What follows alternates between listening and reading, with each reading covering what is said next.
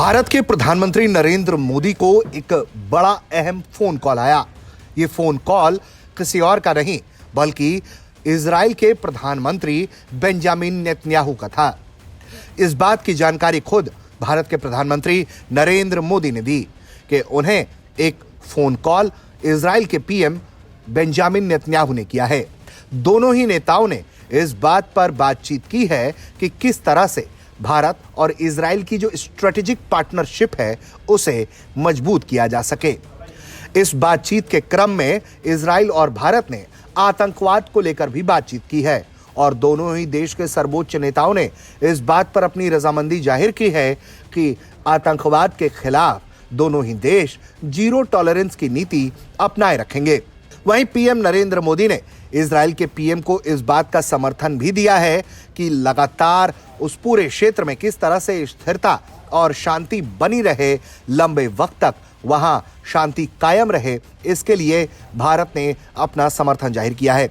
PM Narendra Modi ने Israeli PM Benjamin Netanyahu से कई और मुद्दों पर बातचीत की है। दोनों ही देशों के नेताओं ने वेस्ट एशिया को लेकर एक अच्छी चर्चा की है।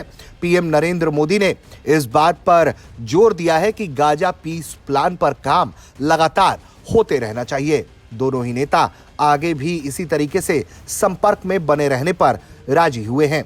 इस बात पर दोनों ही देशों ने जोर दिया है कि इस दिशा में काम किया जाए जिससे दोनों देशों के जो स्ट्रेटेजिक पार्टनरशिप है उसे न सिर्फ मजबूती मिले बल्कि दोनों ही देशों को इसका फायदा भी मिले। दरअसल हाल के दिनों में खबरें ये आई थी कि जल्द ही इजराइल के पीएम भारत का दौरा कर सकते हैं, लेकिन हाल के घटनाक्रम में ये जानकारी सामने हुई कि यह दौरा रद्द हो गया है।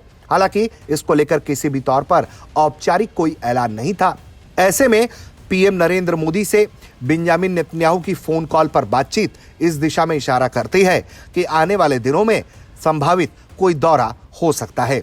हालांकि इसको लेकर भी अभी दोनों देशों ने कोई ऐलान नहीं किया है, लेकिन जिस तरह से इस वक्त इजराइल लगातार दबाव में है और उसके ऊपर गाजा को लेकर कई तरह के आरोप यूरोप द्वारा लगाए जा रहे हैं, ऐसे में आने वाले दिनों में इजराइल नए नए क्षेत्र में काम करके अपनी दोस्ती मजबूत करना चाहता है। ऐसे में इजराइल को भारत अपना भरोसेमंद पार्टनर नजर आता है जिसके साथ वो कई क्षेत्रों में मिलकर काम कर सकता है।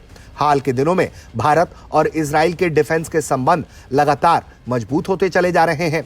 माना जा रहा है कि इजरायली तकनीक वाली कई बंदूकें भारत में तैयार की जा रही हैं, उसमें और गति देखने को मिल सकता है। इसके अलावा इजराइल कई तरह के अत्याधुनिक घातक ड्रोन्स भी भारत को मुहैया कराता रहा है और आगे भी वो इस दिशा में काम करते रहना चाहता है।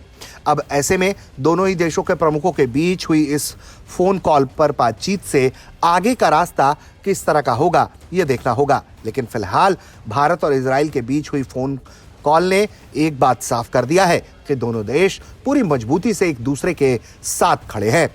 ब्यूरो रिपोर्ट, भारत तक।